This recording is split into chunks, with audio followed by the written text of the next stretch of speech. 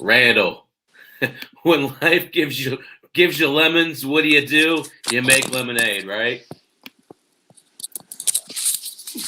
We had a little bit of technical difficulties tonight getting started up, but here we are. We're gonna plow through, and I hope you guys can join in on the fun because we got a lot to talk about. There's a lot of sports going on. So how you doing, Randall? You guys went late tonight, huh? Yeah, Chap. I just now got to the house, and I always stop on my way in and get a barbecue, a bacon sandwich or a barbecue sandwich, and I choked it down, and we got on the air. So yeah, we went long, and hey, why all of a sudden they cited 9,000 people to go to Walgreens at 9:30 at night? Hey. Didn't help my cause. Yeah, I mean, I tell you, it's weird. More people seem to be out on the road now and traveling more, at least here in Indy. So, I mean, I guess that's good because, people are, starting to get back to right. And the numbers look good. I don't want to make this a political show by any stretch of the imagination. Things are good. March Madness is coming, right? Absolutely. I tell you, buddy, it's kind of exciting because all these games are right here in the state where I'm sitting, and I'm telling you, they're talking about 25% capacity, and I want to take a second and talk about the Mountaineers. Go for it. They're playing really good ball right now, right? I think so. Big win against Texas. That game was really big. I'll tell you, the game Tuesday night against TCU was big. People take into account how far of a travel that is to go from Morgantown to Texas and to stay there all week during what they're dealing with the large freeze and the state of emergency there. That was a big swing for them, right? That was. And we sometimes forget how much travel WVU sports has. Yeah. I mean, they have nobody near them. But I strangely, I think it's still a good fit for them. Yeah. And I'll tell you, I'm old school. You know that. I miss the old Big East. But I'll tell you, I love being in that conference in both football and basketball. The competition, even like I said, a team like TCU, they are, they have the sharpshooter. I can't remember his name right now. And then they got a big guy. They're a good team. Yeah. They're just in a really tough conference. Yep. So, it's a shame. It was funny when they first talked about the game against Baylor tonight. Of course, I'm super excited. And then I'm thinking, how the heck am I going to do two shows when this game's on? But so it got canceled. It got moved back to Morgantown. They're just going to play one of them on March 2nd. And to me, that has really big implications. What do you think? I think so. I think it's the first time you really get to see Baylor and West Virginia on the same court. Yeah. Everybody's had to move their schedule around. I think when you're moving stuff around like that, it favors the more experienced basketball team. We're in the middle of that ourselves. Tennessee just found out today that they're going to play Florida March the 7th after they thought their season would be over with. But it directly affects seeding. It's a game that has to be played. Yeah. And it's a fun game as a fan because, if you think about it, there really is a situation where it's a confidence builder going into the end of the year, going to, when you play these guys a week and a half later in a championship game, if WVU can beat Baylor next to last game of the year, and they're playing really well. That's a huge confidence boost. It's we've talked about it, and I've held that Baylor and that Gonzaga was a different level all year. Right. If you win that game, you put yourself in the conversation with those three. Or no one else has done it, right? Yeah, I mean, those are the elite. If you can go out and win head-to-head against Baylor, you then, to me, become a Final Four type projection, Well, I think it bumps us up to a 2 seed. Oh, absolutely. And I mean, so the thing about West Virginia for me that's dangerous for other teams. It is the fact that they have the best 3 guards in the country, in my opinion, and McBride, McNeil, and Sherman. They are lethal when it comes to shooting the ball, and you can't foul them. I tell you, Taz Sherman's done a really good job of driving the ball to the bucket, and when he gets on the line, he's an 87% free throw shooter, I believe. It's money in the bank. Well, West Virginia, the difference in Tennessee, we've talked about Tennessee because I'm a Tennessee grad. Right. I'm still wearing all my orange. I think Tennessee has 3 great guards. Right. They cannot shoot. 2 of them are going to be top 20 NBA draft picks. Tennessee can't shoot the ball. And that's exposed in college basketball even more than the NBA. Yeah. You've got so much you can do off a dribble and drive in the NBA. College basketball, if you're a good shooting team like West Virginia, you give yourself the old puncher's chance every single night. I think West Virginia Baylor is a really interesting matchup. I want to see who wins at the point guard position. I think that determines who wins the game. And I'll tell you, the interesting part about that is if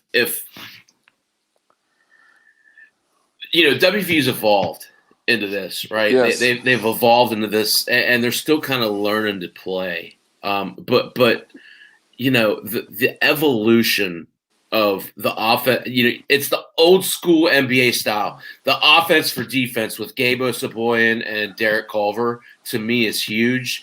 The other part to that is it's interesting watching him, Huggins, coach, because in the first half, the first thing he wants to do is get Culver going.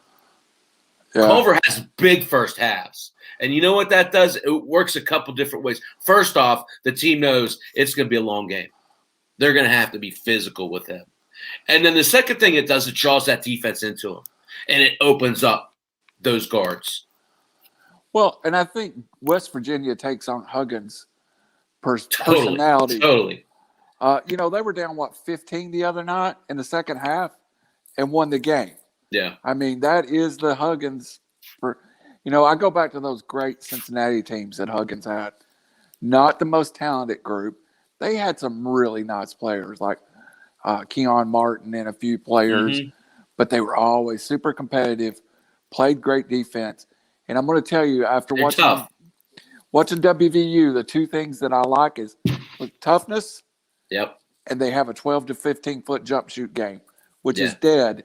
How many teams can shoot? I mean, everybody jacks it up from 3, but West Virginia's got a nice elbow game. Yeah, and it's I'll tell you, it's funny you talk about Tennessee not being able to shoot. That was these same 3 guards last year. It just takes a little maturity. Oh. I think a lot of times these freshmen come in and they try and force it. Well, and our 3 guards are 3 5-star guards, a true freshman, 2 of them, and a true sophomore, 1 of them. Yeah. All 3 of them leaving for the NBA. I've really learned this year watching this team, and because it was a one-and-done kind of team, I got a little more respect for Calipari and what he's done at Kentucky most year. Yeah. It's hard to take those freshmen and put together a team. Huggins does it the right way. In my opinion, West Virginia feels like Villanova a couple years ago. Shut you down when they need to. 3 great guards. Villanova won a national championship with the same combo. Yeah, and it's interesting because it's definitely different, right? Because they gave up 53 points in the first half against Texas. But then in the second half, they gave up 30-something. So it's not like they're going to shut you down the entire game. But when they need to, they're going to put the clamps down. They'll run with you until they won't, Yep. So it's fun. It's fun watching them, and I'll tell you, it's fun watching the Big 12, and that brings me on to my next point. I think it's pretty clear that the 2 best conferences in the country are the Big 10 and Big 12. Right. Yeah, I think we're in agreement there. So, I like to talk about tiering. We talked earlier and we said Baylor and Gonzaga are 1 and 2. They're pretty clearly 1 and 2. Yeah. Is Michigan 3 and is it a clear 3? No, it clouds up to me big time there. Okay. Even tonight they whooped up on Iowa. Yeah, I know, but I just Michigan has made the case and is clearer and clearer and clearer and clearer. But I still, it's the eye test, Chappy. Yeah. Baylor and Gonzaga since day one of the season has been dominating. Yeah. Michigan. Who's in a tier with Michigan, Randall?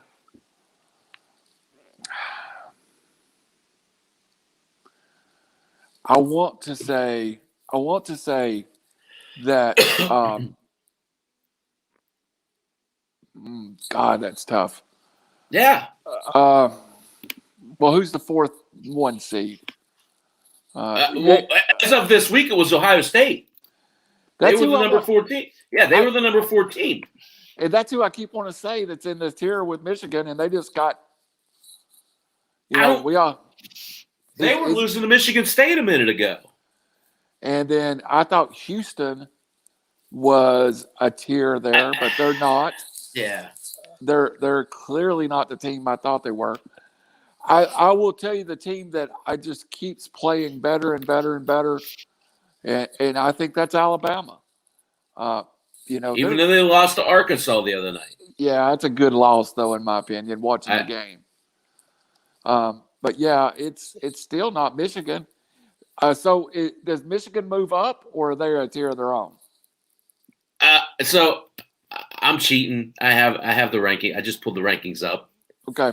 Gonzaga 1, Baylor 2, Michigan 3, Illinois 4. No, Michigan's a better team than Illinois, in my opinion.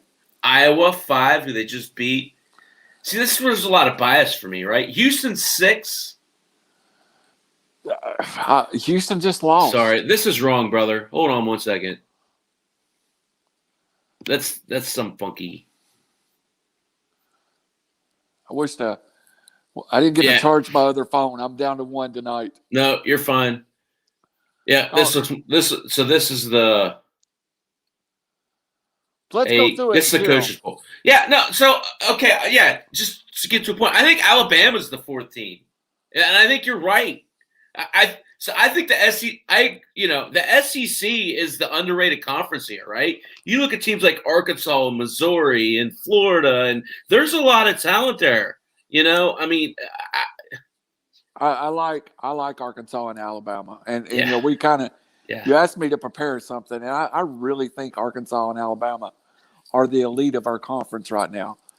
I think the third, I think Missouri. And Conzo Martin at Missouri is a former Tennessee coach, plays great defense. I worry about Missouri in the tournament if they have to score, because you're going to have to play every kind of game some point in the tournament. Right. I worry about Missouri getting in the game with someone they got to score with. And I'll be honest, with Tennessee being a 6 seed, I fear it's a one and done, because you're going to catch one of those Drakes or one of those really good mid-majors, and that 5 and 6 seed is horrible. I really think Alabama and Arkansas is the 2 teams from our conference built for the tournament. But I see here you think they're a 2 seed. I think Alabama is a 2 seed. So who's the 4th 1 seed?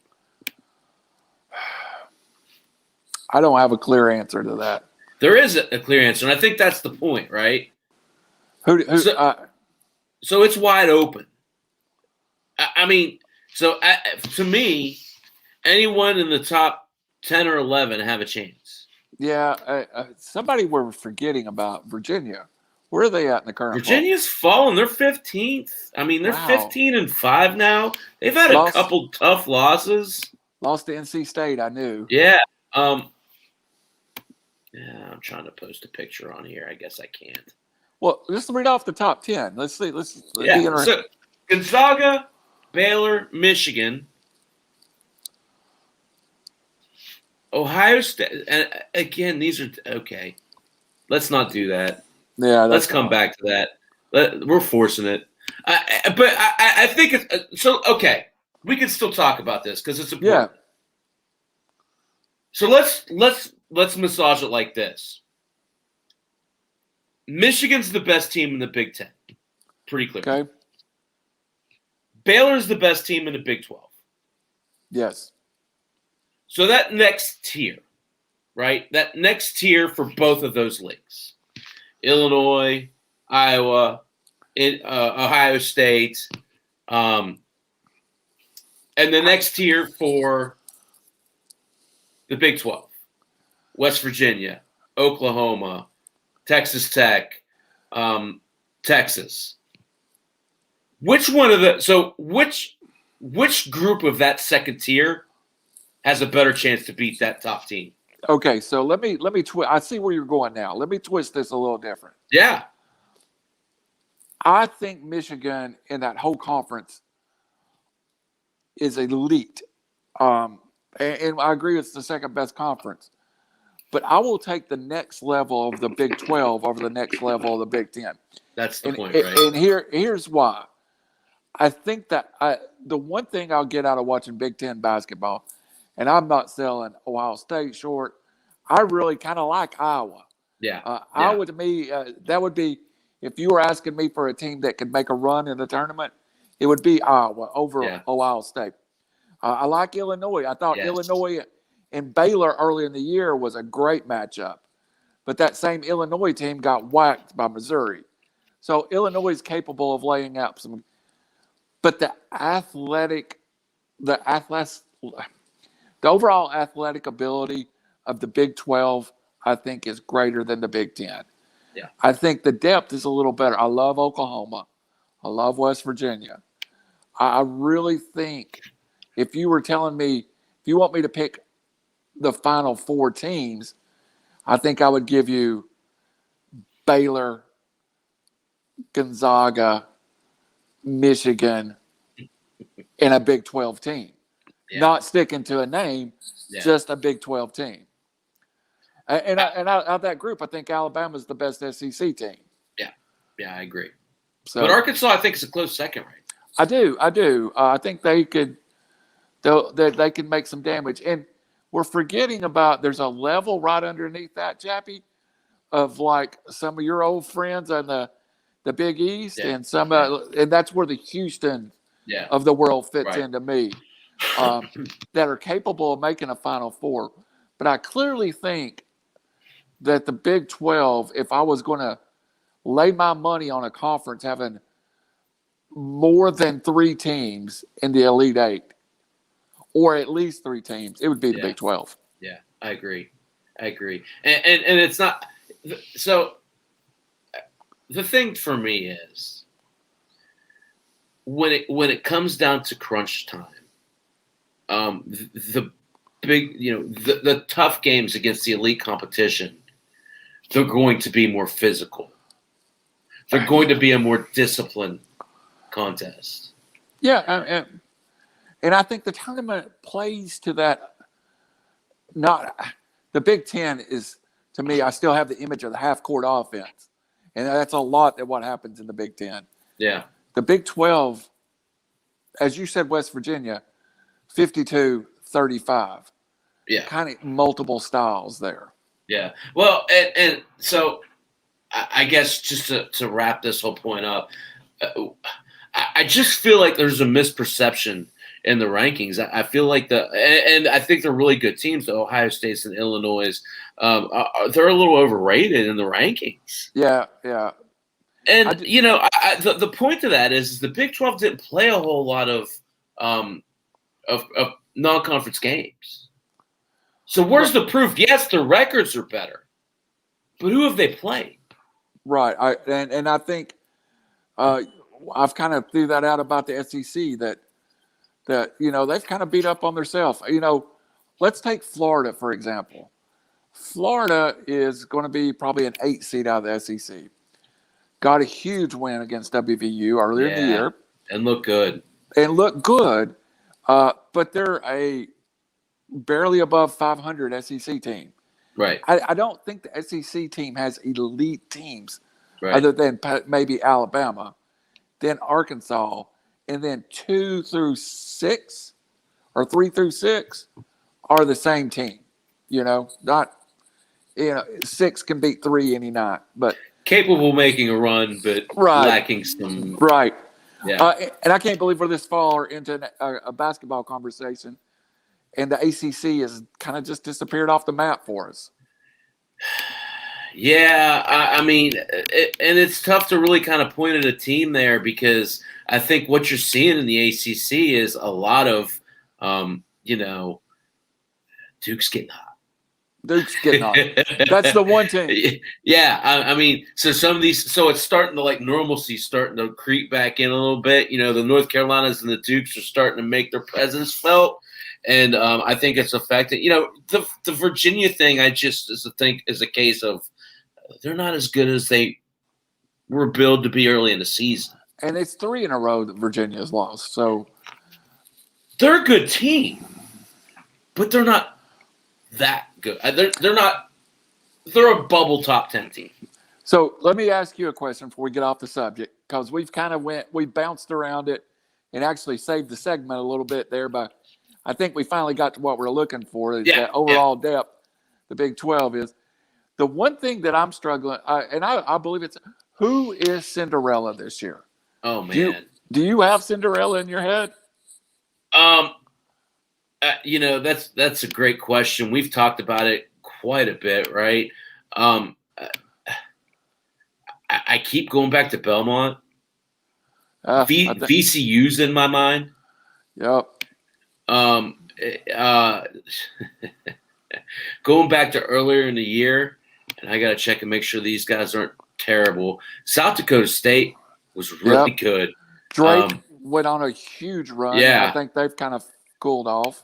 But no, I guess, gun to head, I'd probably go back to Belmont. I think they can be Cinderella. I also think maybe somebody were a mid-major that could be Cinderella is maybe that Florida team we talked about. That's probably going to be a 8 or 9 seed. That's I mean, if we're going from that perspective, give me Oklahoma State all day long. Oh yeah, absolutely. All day long. That team with Cade Cunningham is the best player that nobody really knows about. I mean, he's kind of flown under the radar, and he's really good. Now, he still makes freshman mistakes, but give him the ball with time running down, and he's going to make something happen. Yeah, absolutely. And I'm going to throw one name from the that may not be, and this is not a Cinderella. A team I think is built for the tournament we never talk about is USC. And the one thing I like about USC is they have the one dominant center, probably the best center in college basketball right now, in Evan Mobley. And I really think out that way, besides Gonzaga, they're the one team. I really like Belmont, though. Yeah. But the thing about Belmont, and I want to say Mercer, too, the thing about those schools, I haven't seen them. They can be great, but if they don't win their tournament, they're going to be out. Right. So it's so hard to find them.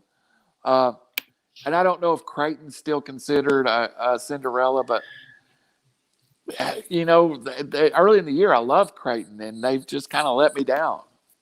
Well, and that's what there's not that real, again, Drake's kind of fallen off. You look at some of these other teams. I think, to me, another team that strikes me is if St. John's can get going. Absolutely. That's who I kept. Thank you, Chappy. That's who I kept whiffing on. I mean, just because they're athletic, right? And as I think the Big East is underrated this year. Yeah.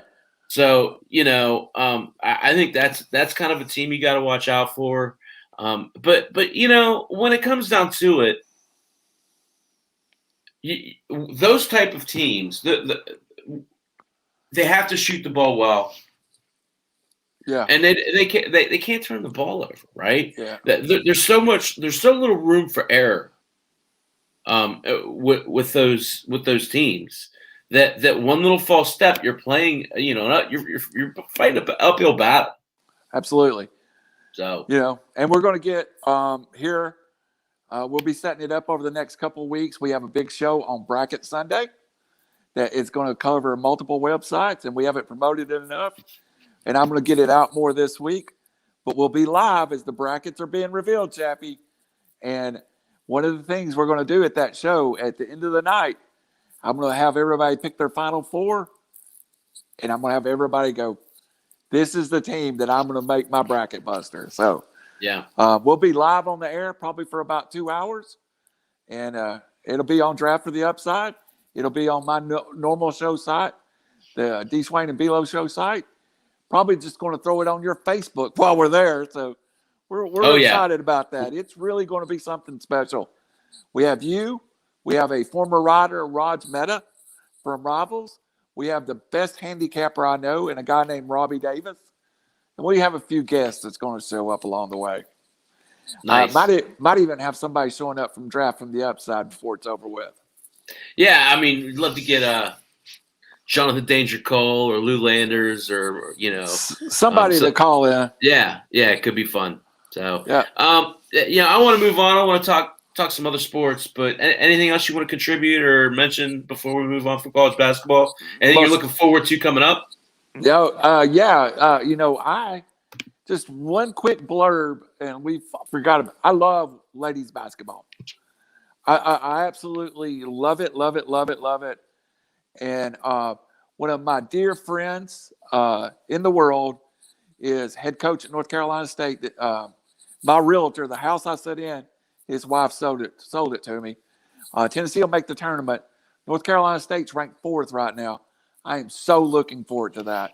So let's not sleep on the women's basketball tournament. It's going to be a great one too. Yeah, I got to be honest with you. I'm not. That's not my thing. I know WVU's doing pretty well, but they are. Yeah, they're actually one of my sleeper teams. So okay, yeah, I know they got a guard who's doing really well. So yep. But yeah, no, it's fun this time of year. I always kind of look at it from the basketball baseball perspective. So let's not mess around. Let's talk some baseball. Let's go. I talked a lot about the middle infield position tonight. One guy I didn't mention that I when I called into your guys' show earlier, I talked about specifically. He's the second baseman off the board. He's one of your Braves. What are your thoughts about Ozzy Albies going into the year? I'm really excited about Ozzy. I think last year was bad for him. I mean, he had a decent year, but Ozzy and Acuna are these guys that go and play in winter ball, and they did not play a lot of baseball headed into the year. And it took Ozzy a little bit to get started last year. I think Ozzy is really in for a good year this year. I also think the Braves need to do Ozzy a little favor and not move him around in the lineup as much. Yeah. You know what? I think Ozzy may be. Everyone knows who he is. I think this may be his breakout year. I've been looking for that year that the world says, oh, it's Acuna, Freeman, and Ozzy. And I really think I'm excited for Ozzy this year. So let me ask you this, Randall. What's a breakout year for Ozzy Albies? You know where I think he breaks out? I think he's got to hit better. He's got to hit for average. I'm comfortable with Ozzy hitting 25 home runs. Yeah. I'm not expecting Ozzy to hit 45 or 50. What I'd like to see Ozzy do is get on base. And the old thing about, hey, produce some doubles, create offense with your legs too. And also there's room for Ozzy to play a little better defense too. I think sometimes the Braves ask a lot of him on defense. He's playing between Freeman and Swanson and not the big range guys. I think Ozzy could be a 300 hitter in best case scenario. And at 300 with 25, breakout to me. So I see a little bit more than that, Randall. Really? Yeah. I see Albies being so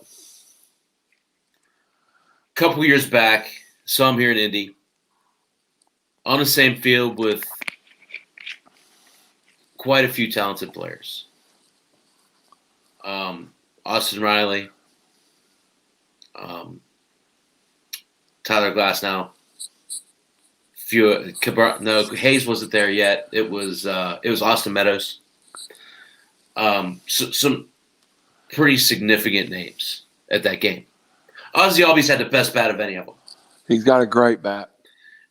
His approach to the plate is really disciplined. I think you said it. OBP, get on base, work walks. 295 he hit in 2019. I look for at least a 20-point raise in that average this year. Anything north of 310 would make him elite. So the 352 OBP, I said it at 8 o'clock. Top 10 last year, cut off at 360 something. Right. So just outside of the top 10 in the league. I want to see Ozzy Albies in the top 10 in OBP this year. That would be a nice place for him to go. So you're talking about a 30-point jump in his OBP. From 352 up to 380. So let's talk. Go ahead. No, just want to put a bow on that part of it. Want to guess what his OBP was last year?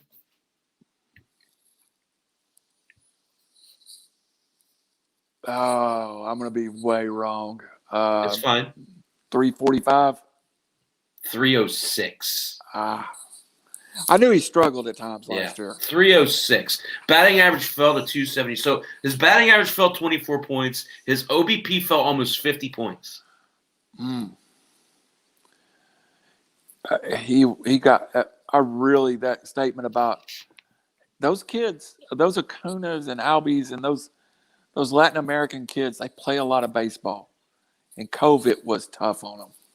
Yeah, I definitely agree with that. Now, I say that, Randall, only to set up the positive. I think as a 22-year-old, it's unreal, who hit 295 with a 352 OBP, that can't be his best. No. There has to be more than that. 24 homers, 102 runs, and 86 RBIs. Last full season they played as a 22-year-old. Stole 15 bases.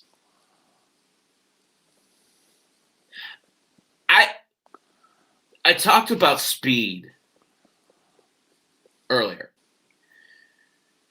There's not a whole lot of second basemen out there that are going to steal you 15-plus bases. No. Certainly not to give you the rest of those numbers. Mm-mm.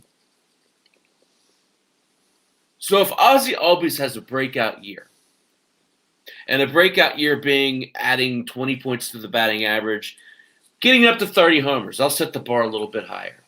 All right. He's at 24 and 24 the last two full years.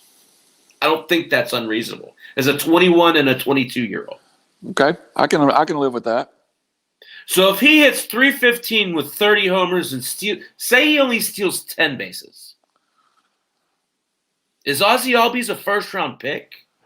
He is to me because the one category we didn't talk about, you kind of brushed by Ozzy Osbourne. Ozzy's going to score a lot of run. Yeah. I mean, Ozzy Osbourne. Telling you, I've been on the air a lot tonight. That's okay. It's a high. You know, I debated this too. It's funny you asked that question because I've been trying to slot Ozzy in my draft. Yeah. And I've already promised you guys that I am going. A couple of years ago, we played in the league. My goal was to gather all the Braves. Right. Because I wanted to have fun. Right. I'm struggling with where to slot Ozzy. I think I came into this as a late second, early third, but he's moved up twice in my personal board. Yeah. I don't think the Braves are going to ask as much of him this year either. As far as I think he can relax a little bit with Ozuna a permanent part of this lineup. And I think that's going to be key to him. I also think Austin Riley's development, as we've talked about, right, is another key. to have that guy behind him that can drive him home. So what's the top end for runs, Chappie? Can he score 100? Oh, he's done. Yes. Who? Rbis? Yeah. 100. I'll be disappointed if he doesn't. 120? I think 120 is a lot. Now you're talking about a position where 100 runs is big. Yeah, I mean, it's not like RBIs in that you don't have this mass amount of players who I love statistics, man. I love statistics. They're so much fun to talk about. But so when you look at runs leaders and you look at, so let's go back to 2019 and let's talk about RBIs versus runs, and let's use 100 as our threshold. Baseline. Right? All right. Give me 1 second and let me get this information pulled up so we can talk about it properly. So you're going to find that there's a lot more volume in. So it's interesting to me. So when you're talking about draft strategy, you have to weight your value. So it's easy to group home runs and stolen bases and runs and RBIs, right? They kind of go together. So when you're talking about that, fewer players are going to score 100 runs than will hit 100 RBI or drive in 100 runs. Agreed. Right? Yeah. So when you look at it, you have to value runs more heavily than you do BIs. Yes. So statistically speaking, and of course I'm having a hard time getting this pulled up. I usually have these hyperlinked out, but and runs is a category to me that you draft a team around. If you're looking for runs, I like a team. Like the reason I like Ozzy is who hits behind Ozzy as much as anything. You could have great players who have little support that will be shockingly low on runs.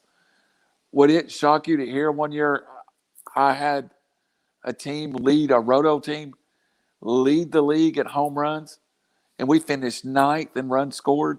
It's a really hard category, too, to get covered in your fantasy baseball.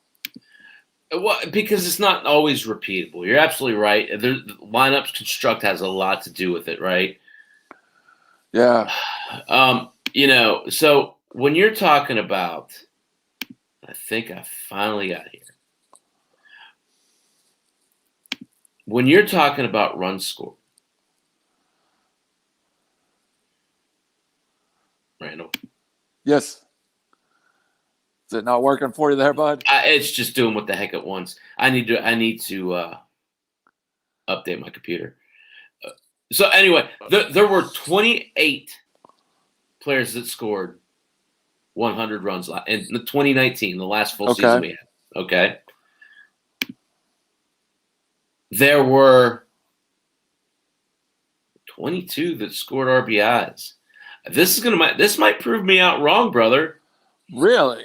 Yeah, this might prove me out wrong, and this speaks to doing your homework. Okay, so let's move up to 110. I love it. It's fun being wrong. We learn. So RBIs 110. There were 14. Okay. Sorry, I didn't let you guess. I'll let you guess runs. How many runs? 110 run scores. I'm going to say it switched at that point. I'm going to say 16. 12. Okay. Yeah. So we'll bump it up. How many runs scored? How many players scored over 120 runs in the last full season, 2019? And that number is kind of sacred in my head. It's big. I'm going to say less than 5. What about RBIs? I'll take the other side of 5, maybe 6. Nope, opposite. Yeah. This is fun to do, right? So 4 players had 120 RBIs. You want to know them? I guess I should go back to that. In 2019, 120 RBIs. Anthony Rendon had 126. That would have been the one I never got. Jose Abreu had 123. Yeah.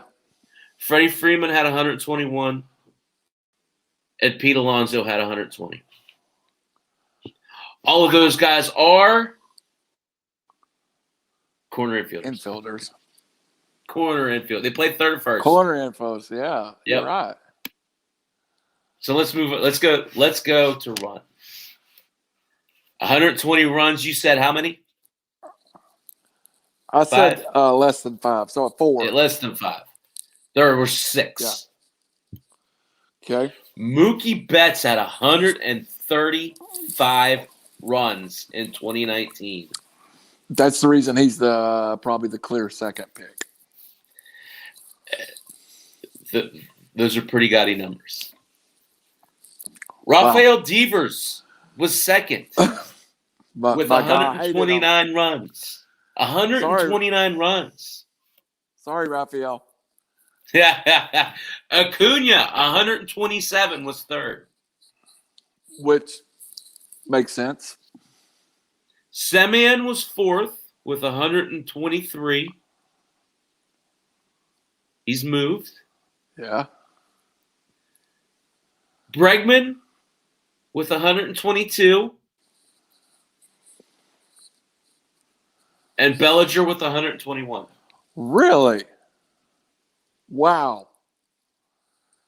Okay. Think about that list. Think about where those players play. Corner. Outfield, corner, outfield, middle. So Bregman plays short and third, right? So he could qualify both. And then you got Bellinger, who's a weird first base outfielder. Yeah. You got a lot of outfielders there, right? Yeah. Acuna. Betts. Acuna. They're kind of sitting atop of very potent lineups. Though when you said Bellinger, that's what got me, is that Betts and Bellinger was on it. That's hard to conceive. That goes to speak to how many runs the Dodgers can score. Well, I mean, so this is still when Betts was in. Yeah, okay. Yeah, yes. Okay. Yeah, it wasn't last year. It was. Yeah. You've but only said that. Yeah. You're right though. That's why that was such a big sign, right? Wow. So just I want to do one more exercise because I think it speaks to speed, right? I think it speaks to scarcity, and I'm gonna work the other way. Okay. There were no 50 stolen base players in 2019. No. How many 40 stolen base players do you think they were? 2. There were 3. Okay. I got 2 of them in my head. So. Who? Well, I know in 19, Acuna and I cannot remember this guy's name. Mondesi? Mondesi was in there. Acuna was sitting 4th with 37. Okay. But then I had 2. I only had 1. Malik Smith had 46. Malik Smith, blast from the past. Yeah. Hit a robust 227. Yeah. I saw that. That's not paying the bills. Right? Yeah. An OBP of 300. Adalberto Mondesi. 43 stolen bases. 291 average. No, excuse me. 263 average. Okay. A little different. Yeah. 291 OBP, Randall. Yeah. So he had a worse on-base percentage in 2019 than Malik Smith did. Yeah, he don't walk a lot. 25 times in the last 2 years he's walked. Wow. And you would think somebody with that steals ability would be a walk machine. So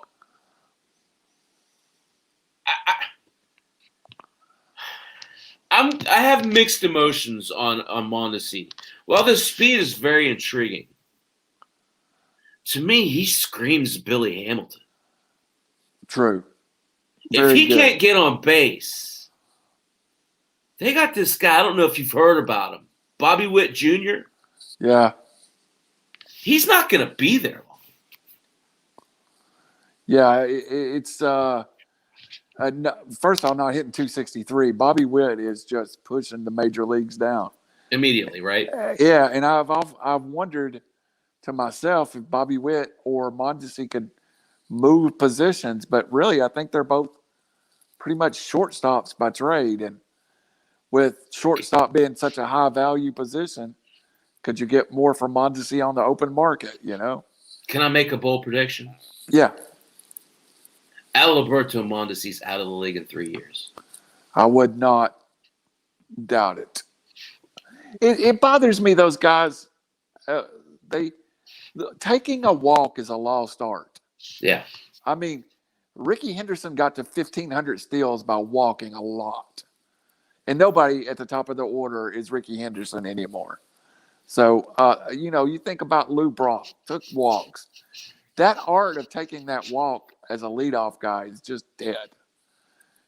Take it. If they're going to walk you, take it. Yeah. And I think so. That's where some of these players. There's a lot of young players on this list. So I haven't gotten to Acuna. I haven't gotten to that. So I'll get to my point. 30 to 40, right? Let's look at the names on that list. 7. There's 7 of them. Okay. Christian Yelich had 30. Yeah. Gerard Dyson had 30. Wow. Elvis Andrus had 31. Trey Turner had 35. Acuna had 37. Is it just me, or are those players better than the ones above them? They are. So maybe it's not worth having that top-end speed. If you can get one of these guys that are going to give you good speed and not kill you in the other categories, that's the art of strategy, right? Right. That's where I'm learned to embrace the Trey Turners of the world. You just – how many categories does a player hit? That's kind of a test for me too. If that player's hitting steals, runs, and power, you got to move him up. I've actually moved Trey Turner since our last conversation from outside of my top 10 to number 7 on my draft list. Yeah, and that's my personal list, but I think that's where you'd find him on most draft lists now. Well, and I know you guys did your show tonight, so I spent about 20 minutes on Trey Turner tonight. 8.6 is his current ADP. So, question to you, Chappy. You're my baseball guy. Elite pitcher or Trey Turner? Trey Turner. Okay. And the reason being, as I stated tonight, you're not going to win. You're putting an awful lot of pressure on your outfield if you're asking them to get all your stolen bases. Yeah, true. Or all your home runs, for that matter, right?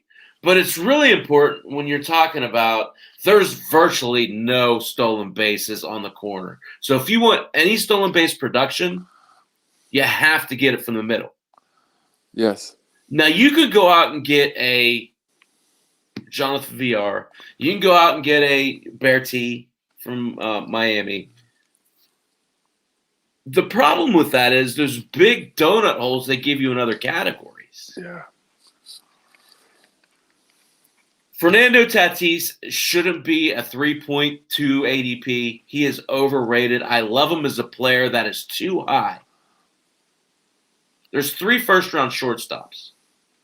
Turner's the second and Story's the third. I said tonight those are the 2 that you need to target because the ADP is of value there. I put both of those guys above your elite pitchers. You can get an equivalent pitcher on the turn. You can't get another Trey Turner. That was going to be the exact question. Is the tier so big that because hey guys, you can take some draft strategy. I've really locked in on that second and third round pitcher. And I really think that I want to come out of the first round with an elite back. And then, of course, if you're on the backside of the first round, it's a little easier to do that. But I still think even in the front side, if you get an Acuna or a Soto, there's going to be enough pitching in that second, third round to feel comfortable that you could come back with. And I mean, so I will say, obviously, you have to I put Soto first. I go Soto, then Acuna, then Betts, but then Trout fourth. After that, I'm putting all three of these shortstops next. So I'm not going pitcher until at least 8. That's me. I put those 8 players. So Soto, Acuna, Betts, Tatis, Turner, Story. That's 1 through 7 for me, or 1 through 6 for me. I know I'm missing somebody at the corner, but that's last week. But I mean, your point's well taken. And right now, I think it's 6th in my list is Cole, and then 7 would be Trey Turner. But on draft day, it would be hard for me. Yeah, I'm not taking Cole over Turner. Yeah, it'd be hard. I'm not doing it. I'm not doing, and I'm not taking Cole over Story. I'm just not doing it. I mean, you want to talk about a guy, 35-20 who hits you 280? No, I'm not passing him up. Right. I'll get the pitcher on the way back.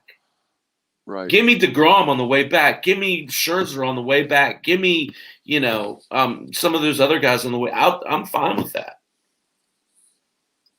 But you know me, I'm a little arrogant too.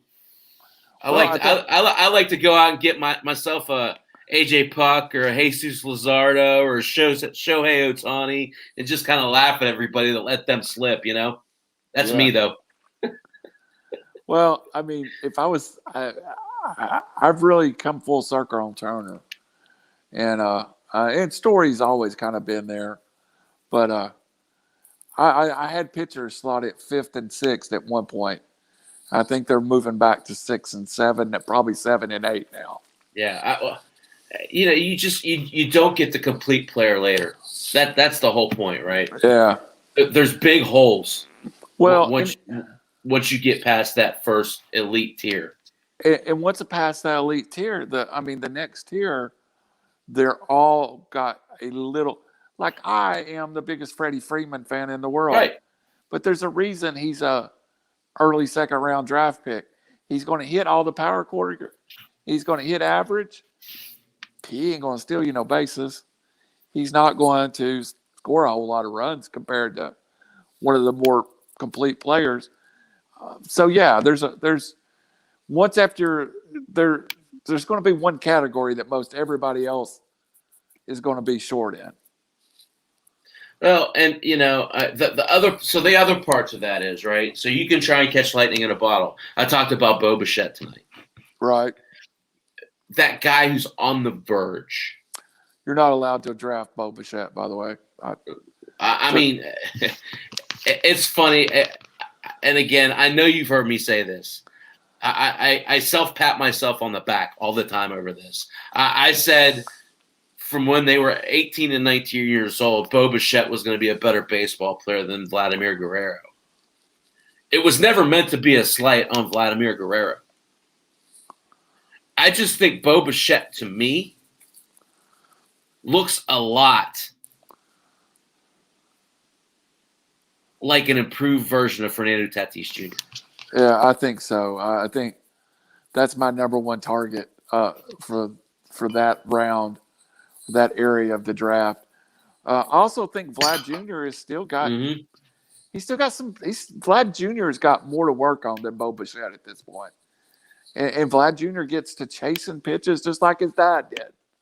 So the plate discipline in the Guerrero family have never been the greatest. So I'll challenge you a little bit on that. So first off, I don't know if you knew this or not. Lost 42 pounds in the off season. He's been playing in the Dominican Winter Leagues all winter. So he's really in the groove. Think he's going to have a great year, but I still think Bichette. Absolutely. But my point is I think this time next year, they're both top 24 picks. Both of them. So not a bad strategy to have both corners, huh? Well, so if you're looking at Vladimir this year, I'm trying to get to him. He is a 53 ADP. You're talking about a 22-year-old who is just breaking camp with the big league team for the first time in his career.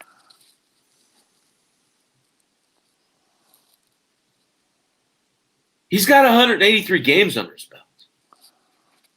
He's kind of walking that line of, hey, I'm still really young, but I've been here. Right. I know what to expect. I really look for big things out of Vladimir Guerrero. And I'll tell you,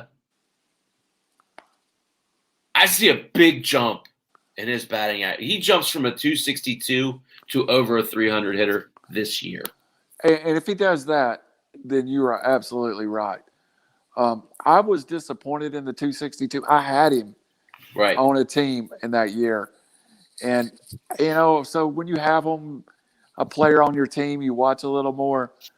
I just saw some rookie at-bats with him that year. And it's going to get better. So one thing about, and I say this about all Caribbean players, you have to expect them to start slow. True. So you go back and you look at Guerrero's first full year, the only full year, his rookie year, and it wasn't a full year. He played 123 games. He hit in the first 61 games of the season, he hit 249. He hit 8 homers, 25 RBIs. The second half of the season, he hit 293, Randall. That's a 50-point jump. I would have never guessed that. Yeah, that's huge. So the homer, 8-7, so one less homer, but he drove in 44 runs compared to 25. You find this, I always said this about Starling Marte. Any Caribbean player that you get, don't draft a Caribbean player. Trade for a Caribbean player a month into the season. A lot of these guys are notorious slow starters. And you get why, right? Yeah. For years and years, Starling Marte trying to come up play at Pittsburgh at the Confluence when he's used to 92-degree weather. It's an unreasonable ask. Yeah. So I'm all in on Vladimir. I think he if he hit 30 homers and batted 300 this year, I wouldn't be surprised. So are you in on Toronto as the team with their free agents too? Oh, yeah. And not just the free agents. They their prospects. Just it's a well-run organization. It is. They might be the best team in the East. That was going to be the next question. Yeah, I still think the Yankees have it by a nose just because their pitching's a little bit better. And I'm speaking directly at Jameson Taillon when I say that. He's the key to the Yankees. But the Blue Jays are really building big things. And they've got 2 or 3 pitchers down on the farm. And I'm not talking about Nate Pearson. I consider him with the team. Right. That are right at that step. One of them being WVU grad Alek Manoah. Simeon Woods Richardson's another one who was right there ready to go. Lourdes Gurriel is another one. you know, when you want to talk about players who are underappreciated, Randall, and you know I'm a big fan of his, right? Yeah.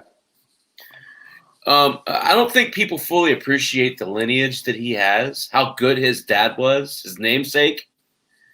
You know, when they first came over here and they were asking Yuli how good his brother was and, you know, about his talents, Yuli said from a very early on here when he came stateside that he was the better player of the two. It's amazing, isn't it? I don't think we're giving Yuli or Lourdes Gurriel enough credit. That could be I mean, I kind of said on the air on the other show, I like Toronto's chances in the East. I really do. Yeah. So, and also, have you it's, I got to ask why they attracted free agents. If you've never been to Toronto, you would know why. It's a beautiful city. Yeah. It's an Huge. awesome. Huge. Yeah. And I mean, taxes, of course, there's exchange rate problems, but you're also looking at the U.S. across the city. So it's not, I think sometimes Montreal was hard for the players to It's up adjust there, to. right? It's up there. And a lot, 50% of the Montreal French Canadians, French is still, Toronto is a big city, great vibe, is money everywhere. They got money, man. That's why people go to Toronto, because they got money. And I'll tell you what, right now, the Rogers Center's fun to hit at. Yeah, absolutely. I mean, I know they haven't been there, right? But the Rogers Center is a fun place for a hitter to go hit. Absolutely. It's But going that, to be, you look at that young lineup. That's a team, and that, I wore my Toronto stuff a couple weeks ago. You look at Kevin Biggio, you look at Vlad Guerrero Jr., you look at Bo Bichette, you look at Lourdes Gurriel, and you look at George Springer now. That's a tough lineup to pitch around. Yeah, agreed. And again, just to drive the point home, Lourdes Gurriel's ADP, you want to guess it? 120. 88. I did that on purpose. I set you up. I apologize, my friend. No, I actually, you want to know where he's at on my list? Because I'm looking at it. Yeah. 56. Yeah. And I did that on purpose because I think it speaks to the baseball industry wising up to him. Okay. Really? Because, he's Cuban. Slow starter. People gave up on him year before last, right? Yep. But the who's who, the people who are paying attention, they realize how good this kid is. We had that conversation. You had him on our fantasy league. Oh. And you were like, you look like an idiot the first month and then a genius. And so, I mean, yeah. Funny story. I don't know if you remember the particulars of that. I cut him. I cut him because they sent him down and I couldn't put him on my minors team, Randall. Oh, yeah, that's right. So we have this fab budget, right? And it was wonky. I set it up wrong. But you could go and bid somebody up. So there was a 2-hour period where you can dollar up someone, right? So I ended up spending half my wad on Lourdes Gurriel, who I drafted. And the other guy was Bo Naylor in San Diego. I spent almost $400 of my fab budget on those two players. Right. But I rationalized it on air because it was one of those – I had to let him go. He was in the minor leagues. He wasn't – I couldn't afford the empty roster spot. But then when he came back up, I knew he was going to get hot. And I just didn't feel there was another player that was going to make that much of a difference that I couldn't play without. And he did well. He came up and did well. Yeah. It worked. Yeah. Folks are going to get a lot of fun with us talking about our home league this year and the movements that happen. It's going to be a lot of fun. It's going to be a little different, right? There's a little bit of shift to it, but I keep trying to bring on quality people. Rich Daniels from 643 is playing with us this year. Try to keep bringing in podcasters because I like playing against the competition. But no, it's it's interesting. Everybody's got a little bit different take on things, and sometimes it comes off looking really wonky, and you come out looking like a genius. Sometimes it comes out looking really wonky, and you look like an idiot. Yeah, yeah.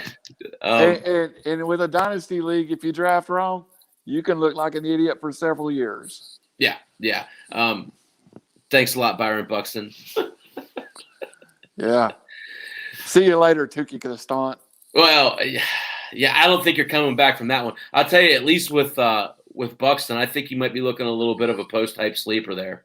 Yeah, I mean, Buxton, I looked at his ADP the other day, and I mean, he's coming around.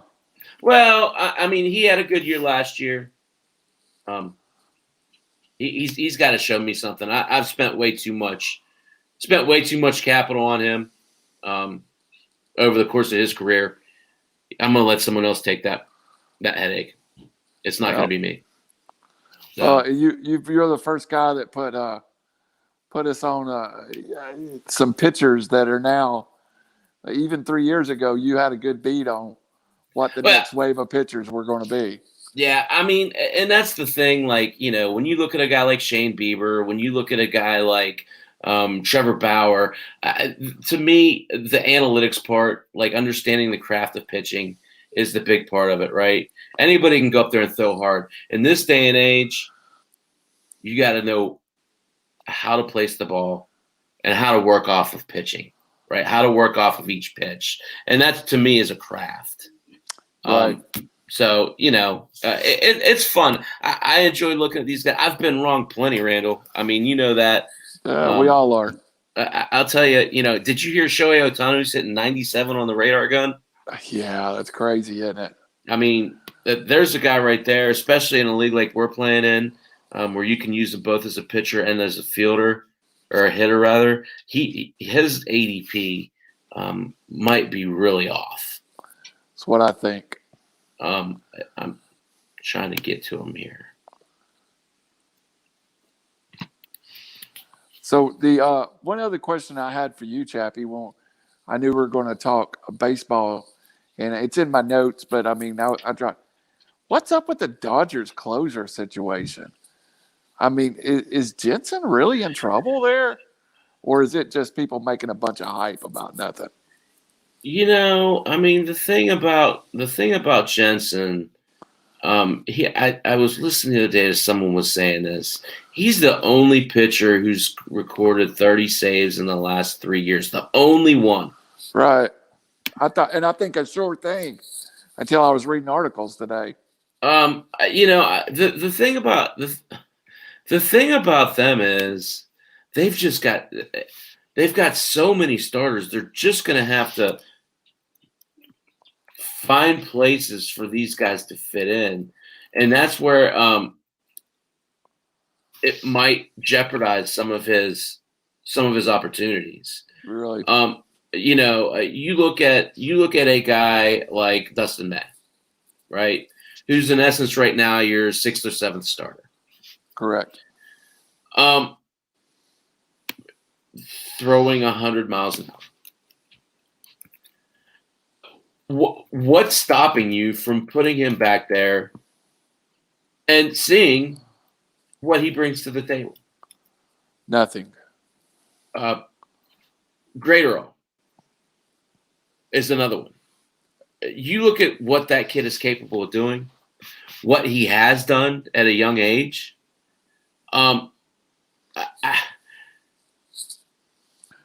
Closing is about dominating stuff, right? I don't think Jensen has that dominating stuff yet. Well, I was going to say Gurriel in the, and I'm a Braves fan, as we've talked about. He might have been the MVP of the NLCS. Right. He was so dominating and coming in and just shedding. I mean, he was unhittable in the league championship series. Right.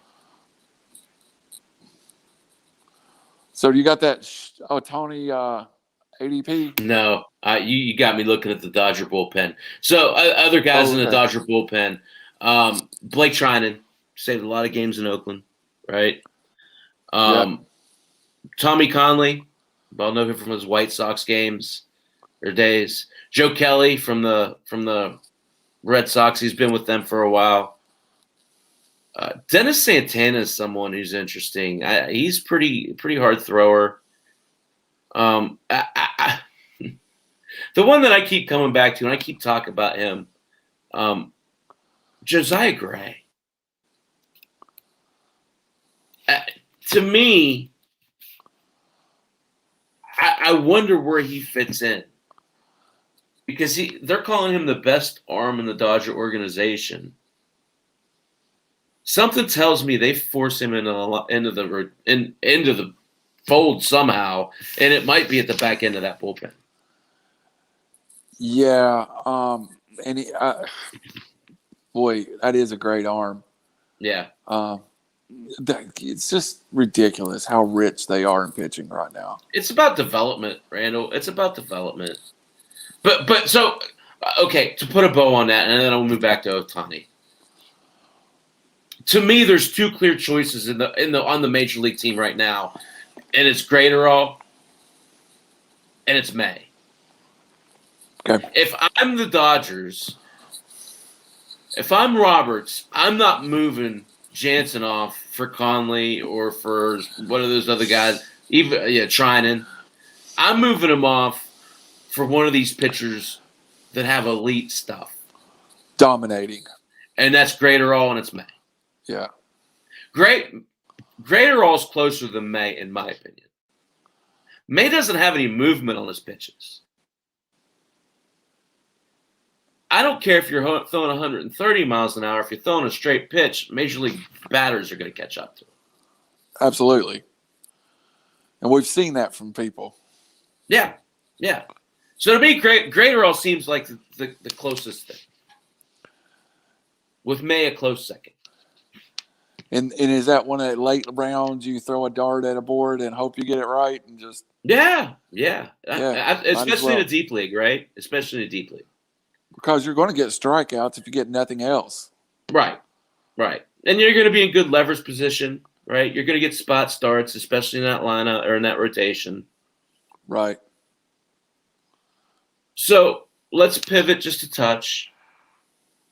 Want to guess where Ohtani's ADP is? Give me a high and a low. I got 5 averages here. ESPN, Yahoo, RT Sports, NFBC.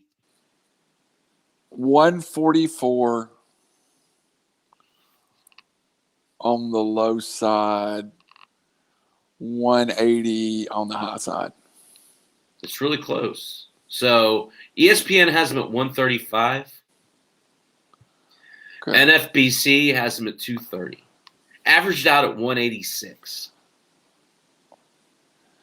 And again, I think I'm probably low because I'm thinking in dynasty form, and I'm also thinking about, Yahoo will not let you use him in both. There's actually 2 different players, so in a league where you can have him both ways, I think you're real low. Oh, absolutely. That was the point I was going to make. If you have daily moves, 186 is about 50 points too low. Yeah. 12-team league, you're talking 10th round. If you really want to get him 9th, 10th round. But let me address it this way. Players around him at 184. Okay. Right above him, Craig Kimbrell, Trevor Rosenthal, Clint Frazier, Nick Solak, Jake Cronenworth. Right below him, Gene Segura, Josh Donaldson, Aaron Savali, James McCann. Maybe 2 of those players I'd like on my team, but none of them over Ohtani. So let me put him in here and tell me if he fits better here.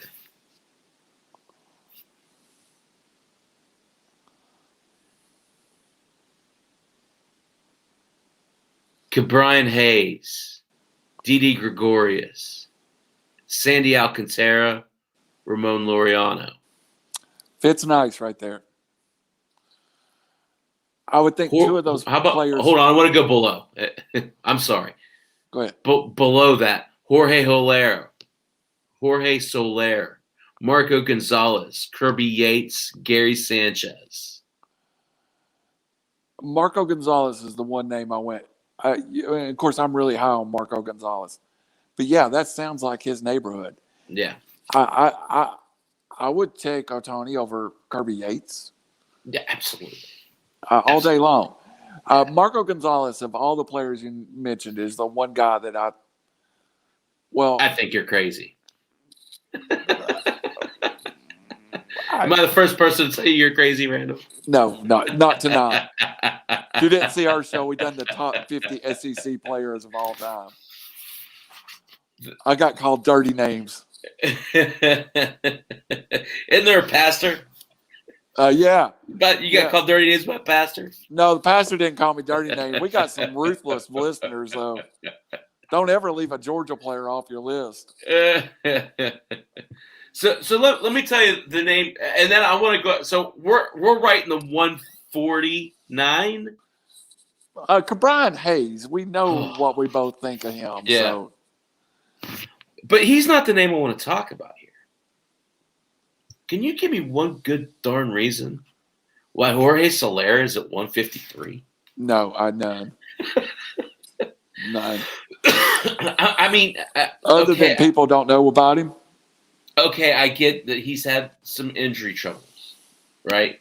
But, and I'm pulling this up to verify this, he's played, he played 43 games last year. He played 162 games in 2019. Yeah, I don't get it.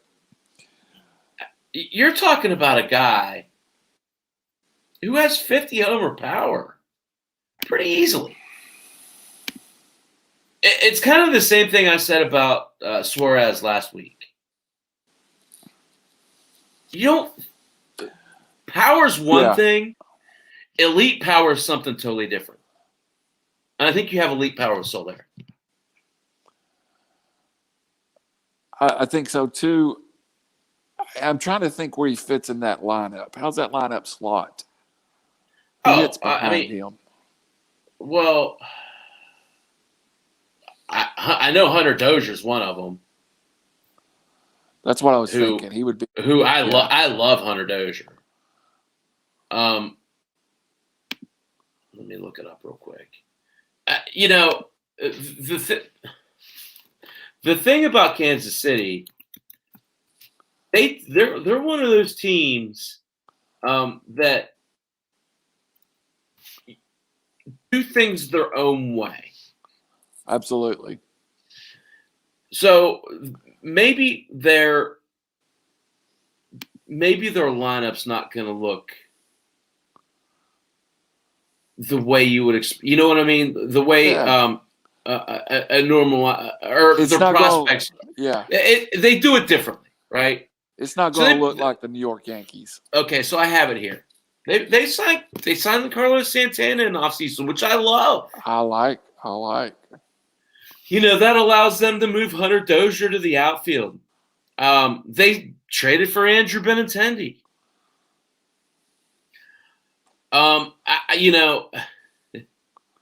They keep going back to Nicky Lopez at second, but they still have Whit Merrifield listed as the backup there. Right. To me, Benintendi's interesting, right? Yeah, I mean, for what I thought you would say about Kansas City, that's a much better lineup when you hear it than you think. Yeah. And 50 and let's say it's 40, and then that lineup, exactly. 110 RBIs, maybe. Yeah. Yeah, that's crazy. That's a good value, right? It is. So anybody else stick out in that area? I want to wrap up, but I want to try and move up a little bit and do this same exercise a little further up. Not as much as Soler. Okay. I'm out on Brian Hayes here, for the record. Not that I don't like him. I'm just – there's too low of a floor for me to be in at this price point on Brian Hayes.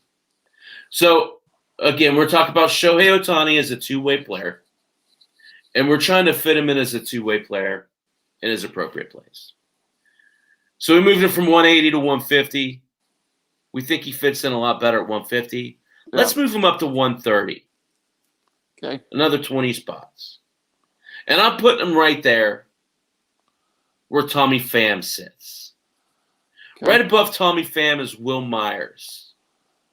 I like Ohtani. Sixto Sanchez. I like Ohtani. Patrick Corbin. Like Alex Verdugo. Let me go pull up. Okay. Joe Musgrove, Marcus Semien, Michael Brantley, your boy Travis d'Arnaud. Does he not fit in there? He fits in better right there. Yeah. I mean, I like Verdugo, but I mean, in my head, it's not. Move him down another 20. Yeah, I mean, so okay, we'll do that. We'll go down to 110, and let's go 10 because I think when we get to that 110, I think we're talking about a different tier player. But I think you have a good point. Let's put him at 120. So we've moved him up from 186 to 120. 120. You're sitting here looking at Byron Buxton,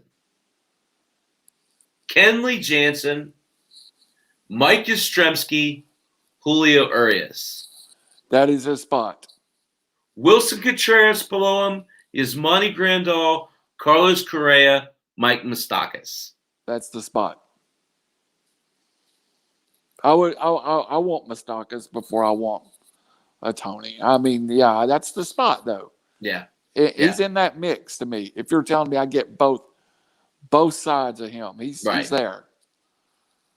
So you're talking about a 186.8 all the way up to a value, our determined value, of right around 120.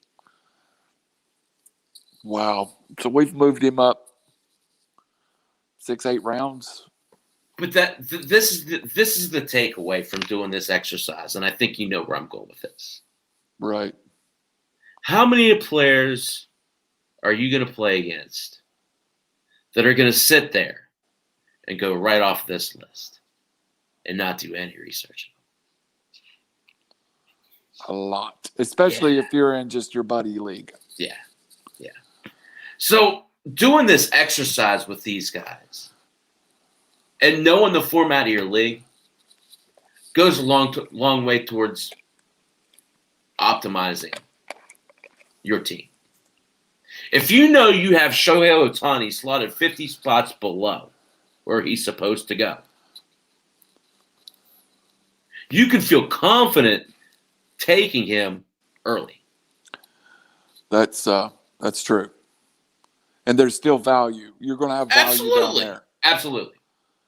You know, just a little tip for the first-time players. Get to your draft early. Fill your queue up with these guys. Yeah. Have them there where you want them. Yeah. One of the greatest things I do for fantasy football, and my expertise is more fantasy, and I'm trying to learn. You could come along with me if you're watching the show and learn with me, because I said on the air tonight, you challenged me to be a better baseball man, Chappy. But I take my sleepers list and I write it out and I'll set it beside my computer if I'm doing an online draft, and I write around beside it. Yeah. And if I hit that spot, I draft that player. Yeah. You know, that's how you get Joe Burrow, you know? Yeah. Go ahead, move him up. That's how you get Shohei Ohtani. Right. Don't be afraid. Just because ESPN says he's the 180th best player don't mean he's the 180th best player. Yeah, and and that's the point, right? So if you really value Jesus Luzardo, 102 is too low. Yeah. Get him at 80. Get him at 70. You know? So, Yeah. hey, this is flown by, buddy. It always does. It always does. So, any parting shots? Anything we missed or? No, man, I'm really super excited about baseball season. Yeah. Next Saturday, I'm going to a high school game at the local minor league field. My buddy D. Swain's son's playing at it. Awesome. He said that tonight, and I realized it's baseball season. Yeah, yeah. I'm excited. I'll tell you, I just had this week my MLB subscription came through, so I'm signed up for all the games, which I'm excited about. So it's real. It's real, buddy. And you know it's real when you start coming home from work and turning on MLB Network and seeing real games going on. Oh, so, for real. I love watching these spring training games because you get to see. I'll tell you, I'm really excited to see O'Neal Cruz for the Pirates. Yeah. I think you see him right after Super 2, and what a young left side of the infield the Pirates are going to have with Cruz and Hayes this year. People are down on the Pirates. I'm not. I still feel like Kevin Newman has a good bat there. I'd be interested to see him move over to second and go with that young infield and having Moran and the veteran Todd Frazier platoon at first. That's a pretty good infield. It's a decent infield, yeah. Yeah, yeah. I'm excited to see the Braves work their rotation out. I think everybody feels like they know what it looks like, but I'm telling you, there's still a couple of wild cards. Oh yeah, that could. I still like Blaze in this rotation. I still like Kyle Wright. There's a lot of things. I'm a big fan of D.V. Garcia. I want to see him win a rotation spot. A lot of fun between now and first pitch. I'm excited. I'm excited to see Kyle Muller. I wonder when he gets a chance. Yeah, I'm excited. Yeah. And two, I'm hoping the young catchers start making their appearances too. Yeah. Yeah. I want to see Langoliers. I want to see Rashley. I want to see all of them, Yeah. I'll tell you, I feel like both of those guys are ready, but I don't think they're going to see them maybe in September. Yeah, for the Braves, he's blocked right now, but he one injury from not being blocked. I'll tell you right now who I think I think you see Contreras before you see Langoliers. Yeah, well, from what I'm hearing, he may break with the team. I'm kind of thinking he may do that, and and that might also be a way of the trade value coming into play. I still think. So here's my big shocker prediction for the year. We'll be talking about at the trade deadline. I think the Braves bring in a huge arm at the trade deadline this year, and I think it involves one of those catchers. No, and I think if Contreras breaks camp, he's your everyday catcher. Yeah, and that leaves you the luxury of having Travis Turner as your second catcher. And you hang on to him, right? You hang on to him and you let him hit.